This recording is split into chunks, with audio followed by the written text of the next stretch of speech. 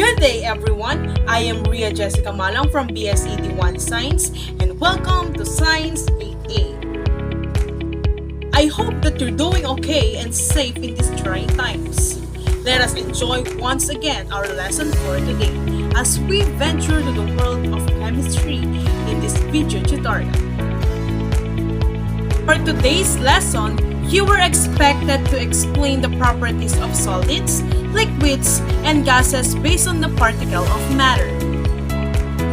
Specifically, you will learn to distinguish matter from non-matter, describe the common properties of matter, and lastly, is to discuss the composition of matter.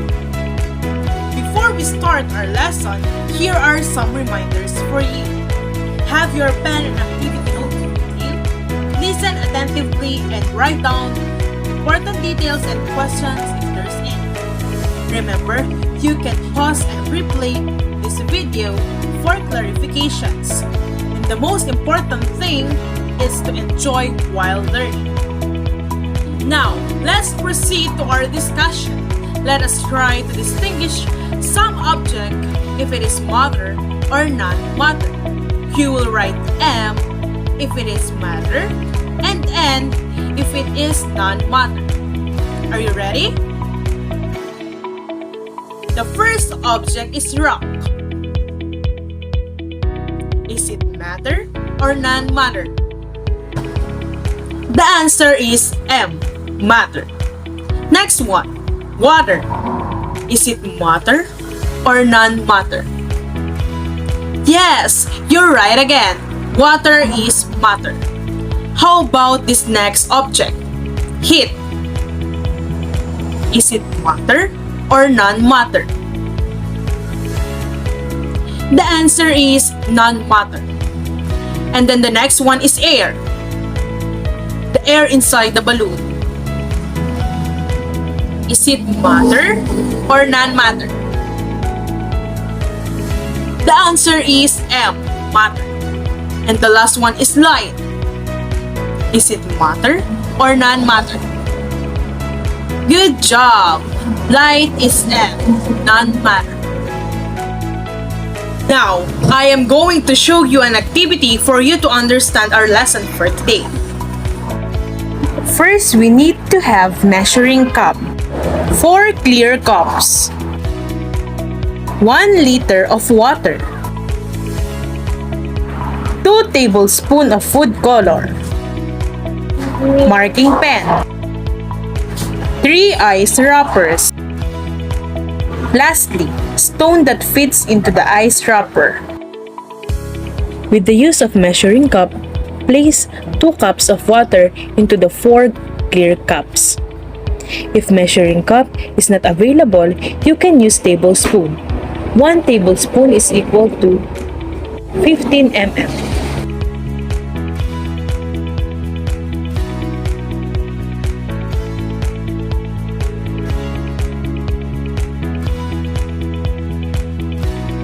Next, put 1 tablespoon of food color into 1 cup.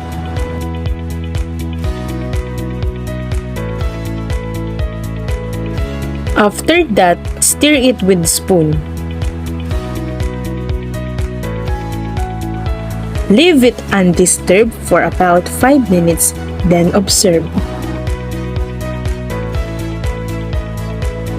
Label it as mixture A. Answer the guide questions. Number 1. What happened to the food color before the mixture was stirred? Why? Number 2. What happened to the food color after it was thoroughly mixed? Why? Number 3. Did the level of water increase or decrease? What does this show? Take 1 tablespoon from mixture A and mix in the second cup. Stir it.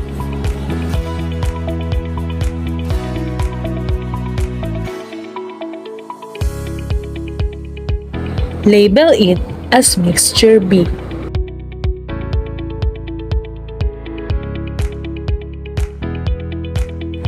Put 1 tablespoon from mixture B, then put it to the next cup, then stir it.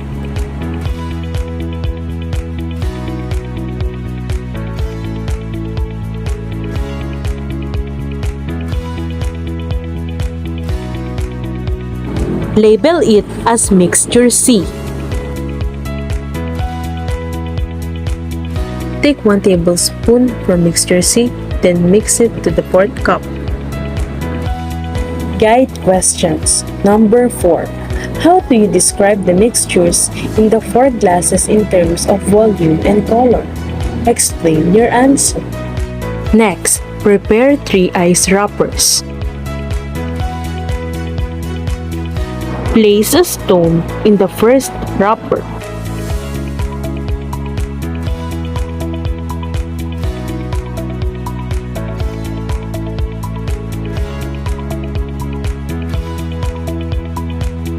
While on the second ice wrapper, put water.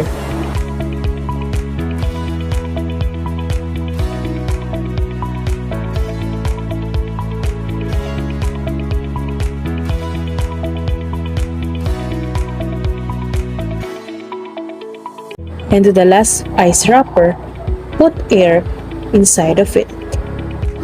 Tie each wrapper.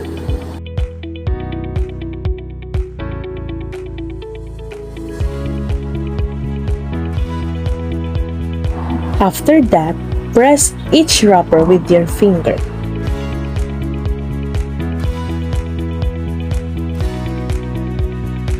After that, untie the 3 ice wrappers.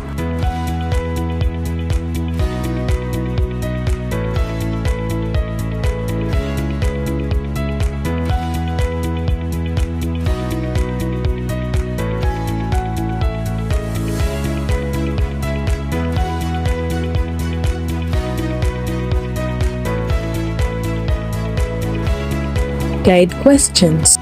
What do you have noticed? Are these parts of the stone left in the container? Why? Number 7. What have you observed? Is there water left in the plastic? Why? Number 8. What have you observed? What happened to the particles of air after the plastic was opened? Why? Last, number 9. Based on the activity, explain how solid, stone, liquid, water, and gas, air, behave. So based on the activity, what have you learned? Can you define matter? Well, when we say matter, it is anything that occupies space. The mass and the space and the matter occupied are the fundamental characteristics that describe matter. When we say mass, it is the amount of substance present in an object, while the volume is the measure of the space occupied by an object. Thus, we can say that matter is anything that has mass and volume. That is why rock, water, and air inside the balloon are matter, because they have mass and can occupy space, while the heat, light, and other forms of energy are non-matter because they do not have mass and cannot occupy space. Matter can be described using its characteristics. These characteristics known as properties of matter. The first one is physical properties. Physical properties are those that can be measured and observed without changing the composition of matter. There are different types of physical properties. The first one is the mass. Mass is the amount of substance present in an object. Next is volume. Volume is the measure of the space occupied by an object. Density, mass of a substance per unit volume. Next is state. State is the form in which matter exists, including solid, liquid, or gas. Next, we have the melting point. It is the temperature when a solid becomes a liquid. Another is the boiling point. It is the temperature when a liquid becomes a gas. Remember that boiling and melting vary depending on a type of a substance. Example, mercury. Mercury has a different boiling point compared to water. Another is the iron.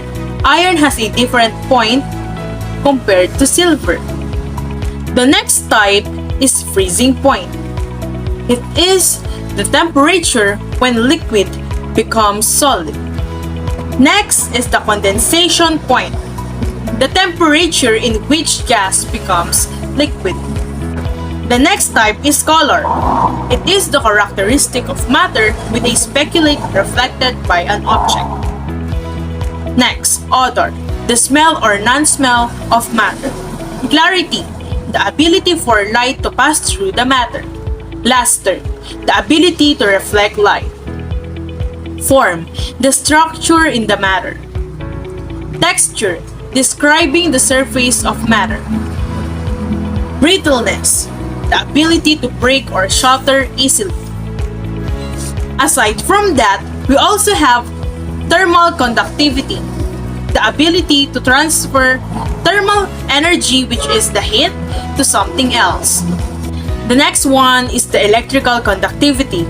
It is the ability to conduct electricity. For example, the atoms allow their electron to move or flow. Next is the viscosity, the ability of matter to flow. Malleability, the ability to be pounded into thin sheets. Ductility, the ability to be drawn into thin wires. The last type is the solubility, the ability for one substance to dissolve into another substance. Let's move on now to the chemical properties. It is opposite from physical property. Now that we learned the different types of physical properties of matter, let's define what is chemical property.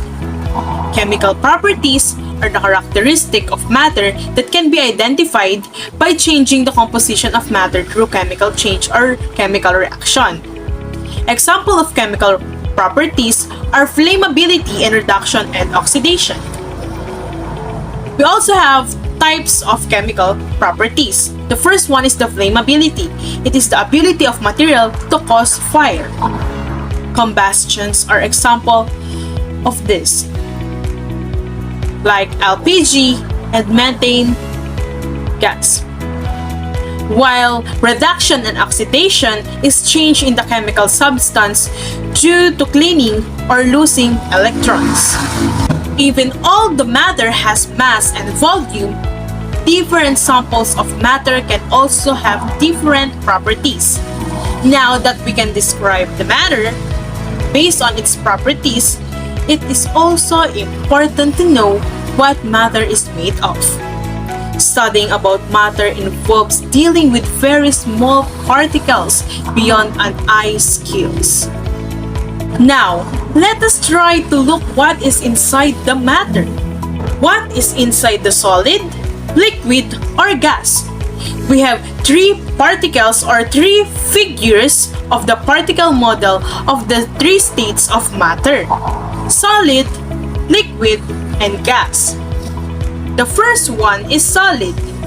Solid particles are packed closely together in fixed position. As you can see, the particles can vibrate but cannot move around. The particles of solid are held together by strong forces of attraction, just like, for example, in our activity, the rock inside the ice wrapper.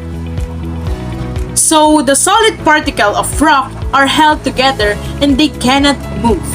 Generally, solids have definite shape and volume, just like the rock inside the ice wrapper in our activity. The next one is the liquid. Particles are close to one another but with spaces between them. The particles move and change position but not as free as in gas. The particles are held together by forces of attraction but not as strong as that of solids, and they are generally have definite volume but no definite shape. So that is why when you pour water into a glass or into a jar, it will follow the shape of the container. The last state of matter is gas. Gases consist of particles that can move constantly and freely in all directions because they are far apart and the attraction between them is negligible. Thus, gases have neither different shape nor volume. For our last activity, let us have the finger activity.